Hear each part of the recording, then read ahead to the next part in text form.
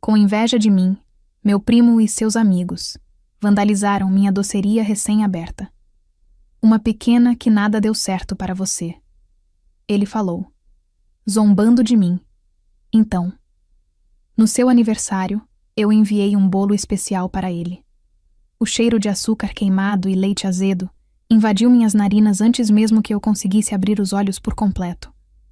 Por um segundo, pensei que estivesse tendo um pesadelo, mas o barulho de vidro quebrando sob meus pés quando dei um passo para dentro da minha doceria me disse que aquilo era dolorosamente real.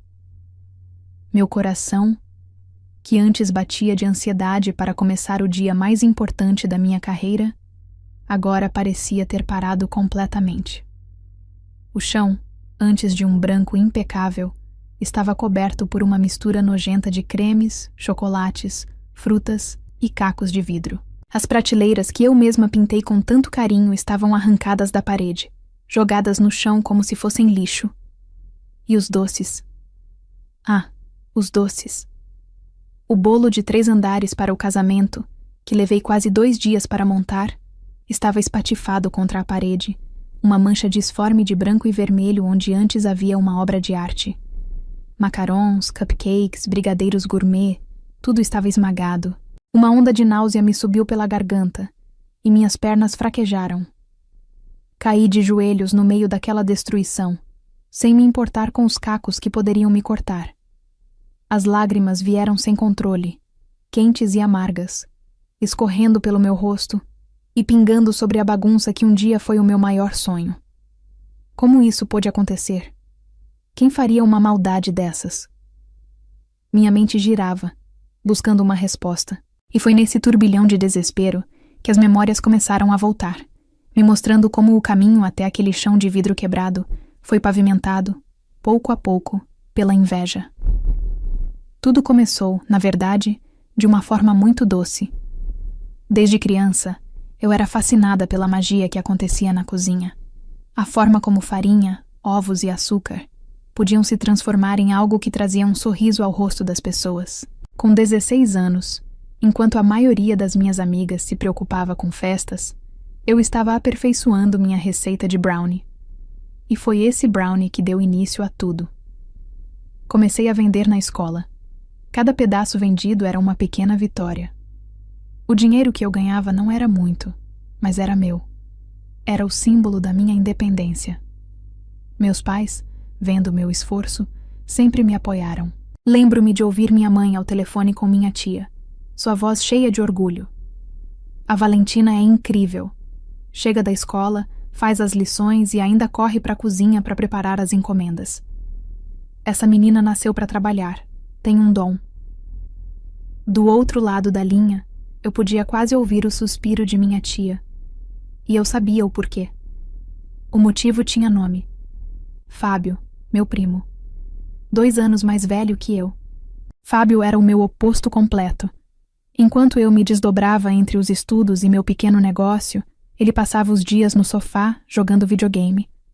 Terminou o colégio aos trancos e barrancos e, desde então, não mostrava interesse em fazer uma faculdade ou procurar um emprego. Para ele, a vida era uma grande sala de estar, com tudo pago pelos pais.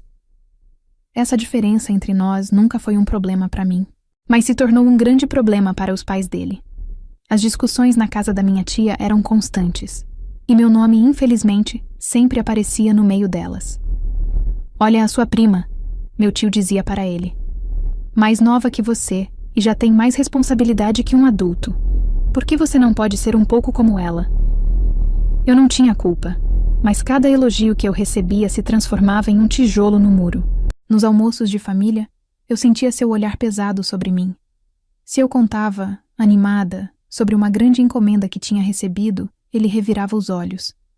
Se meus pais me davam os parabéns por uma nota boa na faculdade, que eu cursava à noite depois de passar o dia trabalhando, ele soltava um risinho de deboche. Nossa, a perfeitinha ataca novamente, ele murmurou uma vez, baixo o suficiente para que só eu ouvisse. Eu fingi que não era comigo, mas aquilo doeu. Eu nunca me gabei, nunca joguei minhas conquistas na cara dele. Eu só estava vivendo a minha vida, correndo atrás dos meus sonhos. Por que isso o incomodava tanto? A verdade é que meu sucesso era um espelho que refletia o fracasso que ele sentia ser. E ele odiava aquele reflexo. Com o tempo, o dinheiro dos doces, somado a um emprego de meio período. Eu não gastava com roupas de marca ou com o celular do ano. Cada centavo era guardado com um objetivo: ter o meu próprio lugar. E, finally, o dia chegou.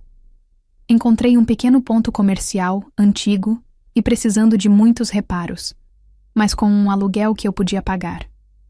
Foi o momento mais feliz da minha vida. Passei semanas lixando paredes, pintando, montando móveis. Cada detalhe da Doce Valentina tinha o meu suor. Olhar para aquela fachada simples, com o meu nome escrito em letras cursivas, me enchia de um orgulho que mal cabia no peito. Eu tinha conseguido. Com 22 anos, eu era dona do meu próprio negócio. Mal sabia eu que, para meu primo, aquela plaquinha não representava um sonho realizado, mas sim um alvo. A inauguração da Doce Valentina foi um sonho. Meus pais, meus amigos mais próximos e até meus tios e Fábio vieram. Minha tia me abraçou forte, com os olhos marejados, dizendo o quanto estava orgulhosa. Meu tio apertou minha mão e disse que eu era o exemplo que todo jovem deveria seguir. Fábio ficou no canto, com um copo de refrigerante na mão e um sorriso forçado no rosto. Ele me deu um parabéns que soou tão sincero quanto uma nota de R$3, mas eu estava tão feliz que decidi não me importar com aquilo. No entanto, a euforia da inauguração logo deu lugar à dura realidade. Os primeiros dias foram de um silêncio angustiante. Eu chegava a assar fornadas de pães de mel e cupcakes que acabavam encalhando na vitrine. As pessoas passavam na calçada, olhavam para dentro com curiosidade, mas poucas entravam. Cada dia que terminava com o caixa quase vazio, era como uma pequena facada na minha confiança. Eu passava as noites em claro, refazendo as contas, pensando no aluguel que venceria em breve. O medo de fracassar era um nó constante na minha garganta. Eu comecei a trabalhar em um ritmo insano. Abria a loja mais cedo, fechava mais tarde, criava promoções, distribuía panfletos na rua. Eu estava exausta, física e mentalmente. Foi em uma dessas tardes de pouco movimento que tive uma ideia. Eu precisava de ajuda para manter a loja aberta por mais tempo e talvez fazer entregas. E Fábio precisava de um emprego. Talvez, apenas talvez, se ele tivesse uma ocupação, uma responsabilidade, a nossa relação pudesse melhorar. No domingo seguinte, no almoço na casa da minha avó, eu o chamei para um canto. Fábio, eu estava pensando... Comecei com o meu melhor sorriso. O movimento na doceria, bem... Eu preciso de uma mãozinha para fazer as coisas andarem.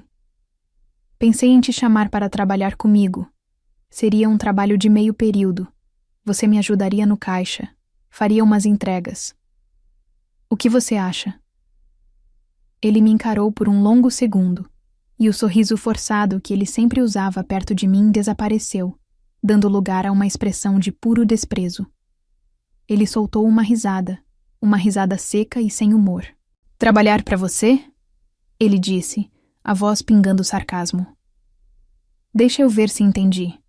A pequena empresária de sucesso está com pena do primo vagabundo e resolveu oferecer uma esmola? É isso?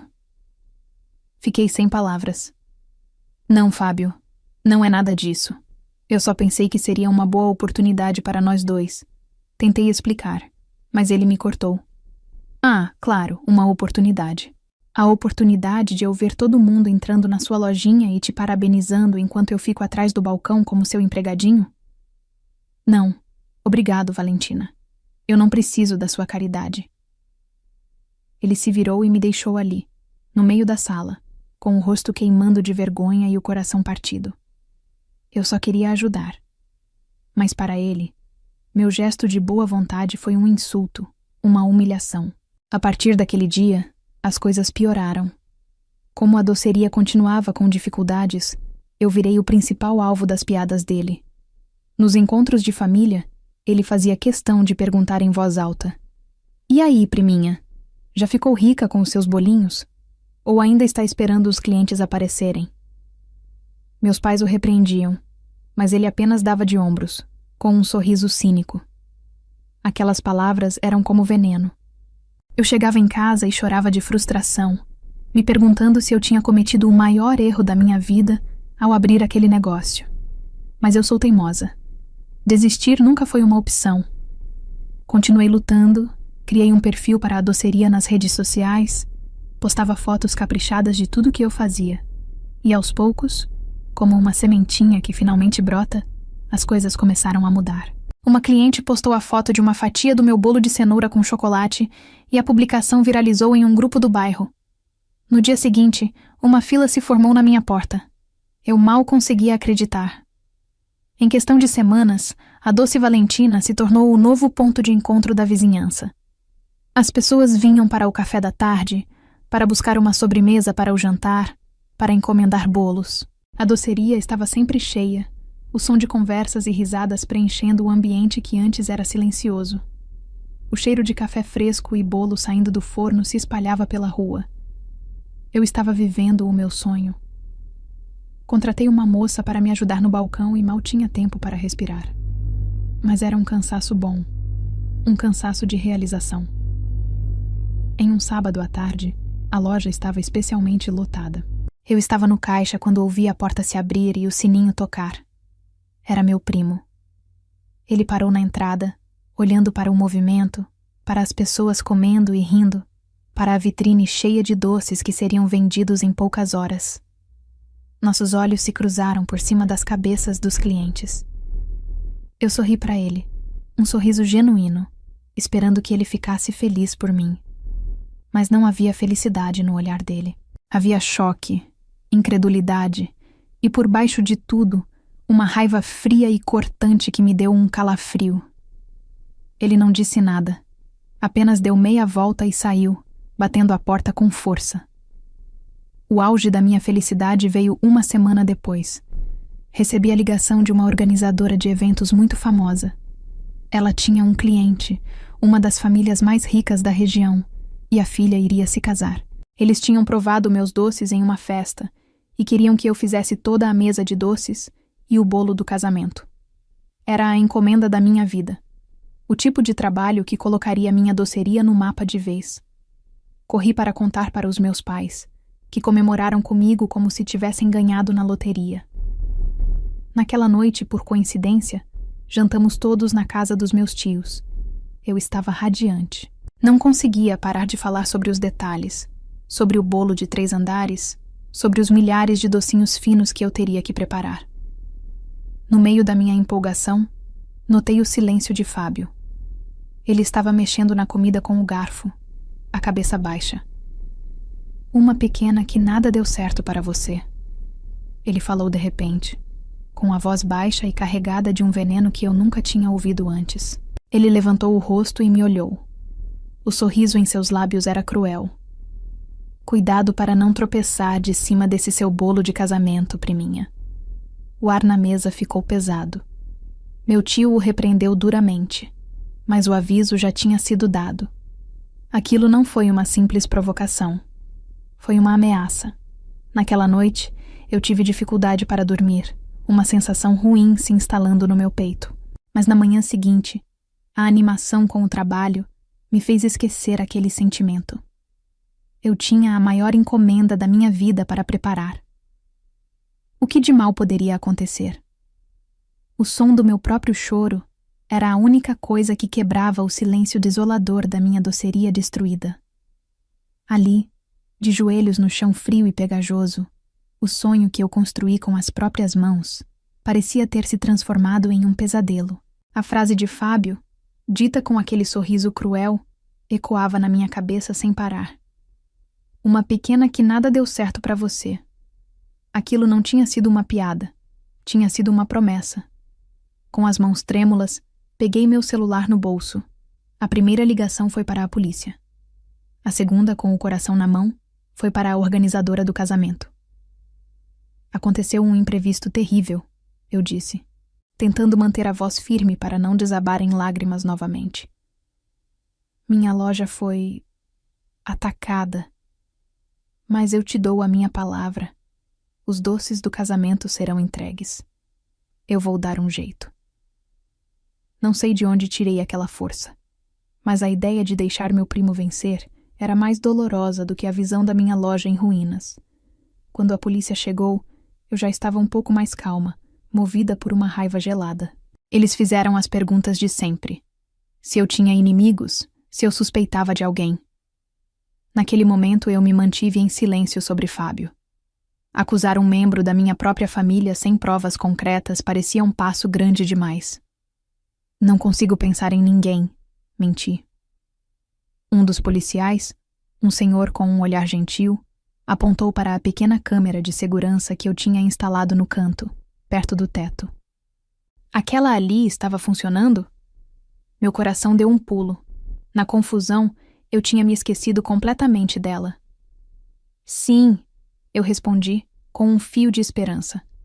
Fomos até o pequeno escritório nos fundos, que, por sorte, eles não tinham tocado. Conectamos o gravador a um monitor e começamos a assistir às imagens da madrugada. A qualidade não era perfeita, mas era o suficiente. Às 2h14 da manhã, 4 figuras encapuzadas arrombaram a porta dos fundos. Meu estômago se revirou ao vê-los entrar no meu santuário e começar a destruir tudo com uma fúria selvagem. Eles eram como um furacão de ódio, quebrando, rasgando e pisoteando cada pedaço do meu trabalho. Eu assistia àquilo com o coração apertado, até que um momento me chamou a atenção. Um dos vândalos, ao arrancar uma prateleira da parede, se desequilibrou. Para se apoiar, ele jogou a mão na bancada, e o moletom largo que ele usava escorregou, revelando seu pulso por uma fração de segundo. O policial voltou à imagem, deu um zoom e colocou em câmera lenta. E ali estava. Uma tatuagem tribal, com traços grossos e pontudos, exatamente no pulso direito. O ar fugiu dos meus pulmões. Era a tatuagem de Fábio. Ele a fez aos 18 anos, contra a vontade dos pais, e a exibia como um troféu de rebeldia. Não havia a menor sombra de dúvida. Era ele. Um dos homens que destruiu meu sonho era o meu próprio primo. O policial me olhou. Você reconhece isso? Parece familiar? Minha mente entrou em guerra. Uma parte de mim queria gritar, queria dizer o nome dele, queria que a justiça fosse feita. Mas outra parte, a parte que estava fria e calculista, me mandou parar. Entregá-lo à polícia parecia fácil demais. Eles o prenderiam, ele pagaria uma multa, talvez fizesse algum serviço comunitário, e logo estaria livre para me odiar ainda mais. Não. Aquele ataque não foi um crime comum. Foi pessoal. E a resposta também precisava ser. Não, eu disse ao policial, a voz saindo mais firme do que eu esperava. Nunca vi essa tatuagem na vida. Assim que a polícia foi embora, depois de registrar a ocorrência contra vândalos desconhecidos, a adrenalina tomou conta de mim. Eu tinha menos de 36 horas para refazer a maior encomenda da minha vida. Peguei o telefone e liguei para a única pessoa que poderia me ajudar. Minha amiga Clara, que tinha feito faculdade de gastronomia comigo e era uma confeiteira de mão cheia. Clara, preciso de ajuda. É uma emergência nível apocalipse, eu disse. E expliquei a situação em poucas palavras. 20 minutos depois, ela estava na minha porta, com uma maleta de bicos de confeitar e um olhar determinado. O que se seguiu foi a maior maratona da minha vida. Limpamos uma parte da minha cozinha, o suficiente para ter um espaço de trabalho. Corremos para um supermercado atacadista e compramos quilos e mais quilos de farinha, açúcar, chocolate e manteiga. Minha cozinha virou um campo de batalha. Passamos a noite em claro, movidas a café forte e a uma teimosia compartilhada. Enquanto as batedeiras giravam sem parar, eu contei a ela sobre a tatuagem, sobre minha suspeita. A raiva em seus olhos espelhava a minha. Esse cara não perde por esperar, ela disse, enquanto decorava uma centena. No final da tarde seguinte, exaustas, sujas de farinha e com olheiras profundas, nós conseguimos. O bolo de 3 andares estava montado, idêntico ao primeiro. As caixas e mais caixas de doces finos estavam prontas e embaladas. Parecia um milagre. Entreguei a encomenda no local do casamento e, ao ver o sorriso no rosto da noiva, senti uma onda de alívio tão grande que quase chorei. Recebi o pagamento. A primeira coisa que fiz foi pagar a Clara, dando a ela uma parte maior do que havíamos combinado. Ela era um anjo, e eu nunca conseguiria agradecê-la o bastante. Com o dinheiro que sobrou, eu não apenas comprei o material para repor meu estoque e as novas vitrines. Eu comprei os ingredientes mais caros e de melhor qualidade que encontrei. De volta à minha doceria bagunçada, com o cheiro de destruição ainda no ar. Eu comecei a preparar um novo projeto. Não era uma encomenda. Era algo pessoal. Peguei a batedeira e comecei a fazer a massa de um bolo de aniversário. Um bolo muito especial, para uma pessoa muito especial. Faltava exatamente uma semana para o aniversário de Fábio, e minha tia já tinha me pedido para fazer o bolo. Naquela época, eu pensei em recusar, mas agora eu faria o melhor bolo da minha vida. A semana que antecedeu o aniversário de Fábio foi uma das mais estranhas da minha vida. Enquanto eu passava os dias limpando a bagunça, encomendando novas vitrines e começando a redecorar a loja, ele parecia sentir um prazer doentio em me ver naquela situação. Ele passou na doceria 2 vezes, sob o pretexto de oferecer apoio. Nossa, priminha, que maldade que fizeram com você. Um azar danado. Se precisar de alguma coisa, é só falar, completou, com um sorrisinho no canto da boca que dizia o contrário. Eu apenas agradeci, com a voz baixa e o olhar no chão, interpretando o papel da vítima arrasada. Quanto mais ele acreditava que tinha me quebrado, mais doce seria o sabor da verdade. No dia da festa de aniversário, eu estava nervosa, mas de um jeito bom. Era a ansiedade de um artista. Coloquei o bolo, cuidadosamente guardado em uma caixa grande e branca, no banco do carona do meu carro e dirigi até a casa dos meus tios. Ao chegar, a festa já estava animada. Música tocando, família e amigos conversando, e Fábio no centro de tudo, rindo alto, se gabando de alguma história sem importância. Ele era o rei em seu castelo, completamente alheio à tempestade que estava prestes a cair. Minha tia me viu chegar e veio correndo me abraçar. Valentina, querida, que bom que você veio, e você trouxe o bolo. Não precisava se incomodar depois de tudo que aconteceu, ela disse com a voz cheia de genuína preocupação. Imagina, tia, eu jamais deixaria o Fábio sem bolo de aniversário. Fiz com muito carinho, respondi, e meu olhar cruzou com o dele por um instante. Ele me lançou um sorriso arrogante. Chegou a hora do parabéns. Todos se reuniram ao redor da mesa. Eu fui até a cozinha, respirei fundo e trouxe o bolo. Houve um coletivo de admiração. E eu tinha que admitir, o bolo era espetacular. 3 andares, coberto com um creme branco perfeitamente liso e decorado com flores de açúcar delicadas nas bordas. Parecia um bolo de casamento, mas a decoração principal estava virada para o meu lado. Está lindo, filha, disse meu tio. Vire para cá, para tirarmos uma foto. Claro, eu disse, com a voz calma. Girei o bolo lentamente. E o silêncio caiu sobre a sala. A decoração não eram mais flores ou arabescos. Eram fotos. Imagens impressas em papel de arroz comestível, com uma nitidez impressionante. Na base do bolo, havia uma foto panorâmica da minha doceria vandalizada. No andar do meio, uma imagem de 4 figuras encapuzadas no meio da bagunça. E no topo, em destaque, uma única foto, com um zoom poderoso.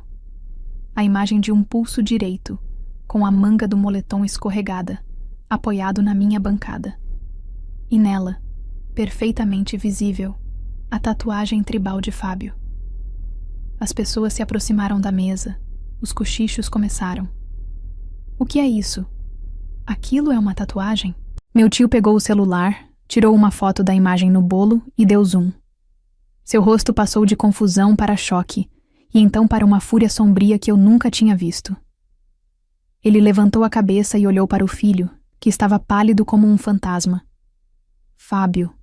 A voz do meu tio era baixa, mas cortava o ar como uma faca. Que brincadeira de mau gosto é essa? Me explica o que essa foto da sua tatuagem está fazendo no bolo? Eu não sei. Isso é loucura. Ela está me acusando. Ele gaguejou, olhando para mim com os olhos arregalados, uma mistura de pânico e ódio. Eu não estou acusando ninguém, eu disse, finalmente quebrando meu silêncio, minha voz clara e firme para que todos ouvissem. Essas são apenas as imagens da minha câmera de segurança. Achei que seria uma decoração memorável. Foi o suficiente. O castelo de mentiras de Fábio desabou. Pressionado pelo olhar furioso do pai e pelo silêncio acusador de todos na sala, ele desmoronou. As desculpas esfarrapadas, as negações, nada funcionou. Estava na cara dele, na palidez, no suor, no desvio do olhar. Estava tudo ali. A festa acabou naquele instante. Meus tios, envergonhados e furiosos, tomaram uma decisão ali mesmo, na frente de todos. Você vai pagar por cada centavo do prejuízo da sua prima. Está me ouvindo? Meu tio gritou. O carro que eu te dei? Pode esquecer. A mesada? Acabou. Você tem 3 meses para arrumar um emprego e sumir da minha casa. 3 meses. Minha tia, chorando, concordou com tudo. E você vai pedir perdão a ela, e nós vamos à polícia. Não precisa de tanto, comecei a dizer, mas ela me interrompeu. Precisa sim, Valentina. O que nós mais erramos foi passar a mão na cabeça dele. Ele precisa aprender uma lição, e você vai nos ajudar a fazer a denúncia. E assim foi feito. No dia do seu próprio aniversário, Fábio foi levado pela polícia, junto com os amigos que ele entregou sob pressão. Ele não foi preso, mas ele e os outros foram obrigados por lei a me pagar por todo o estrago, parcelado em inúmeras vezes. Meu primo perdeu todas as regalias. Sem carro, sem dinheiro, com a obrigação de trabalhar e a humilhação pública, ele foi forçado a encarar a vida real pela primeira vez. Algumas semanas depois, ele me procurou.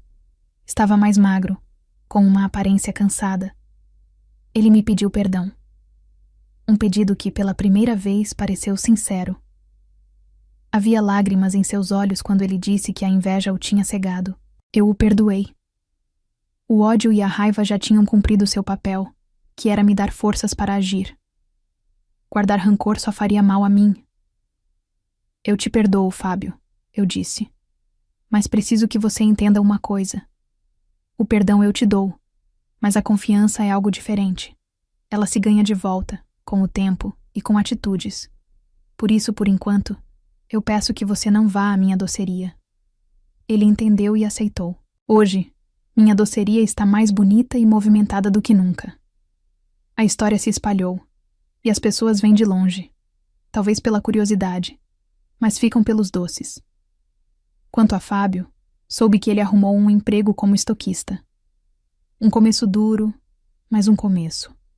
A lição foi amarga, mas talvez tenha sido exatamente o que ele precisava para finalmente começar a construir algo para si. E eu aprendi que, às vezes, a resposta mais forte para o ódio não é o grito, mas um ato silencioso, preciso e, por que não, servido como sobremesa.